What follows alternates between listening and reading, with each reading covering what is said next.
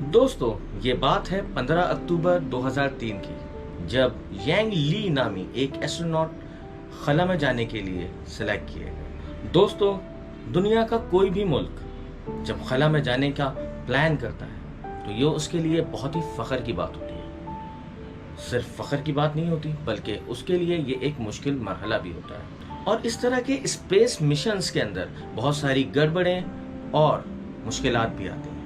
लेकिन दोस्तों, आज हम जिस मिशन के बारे में बात कर रहे हैं वो एक सोलो स्पेस मिशन है, यानी कि इसमें एक एस्ट्रोनॉट को अकेले खला में जाना होगा और कुछ अरसा वहां गुजारना होगा। स्पेस में बिल्कुल तन्हा जाने का एक दबाव बिल्कुल मुख्तलिफ होता है।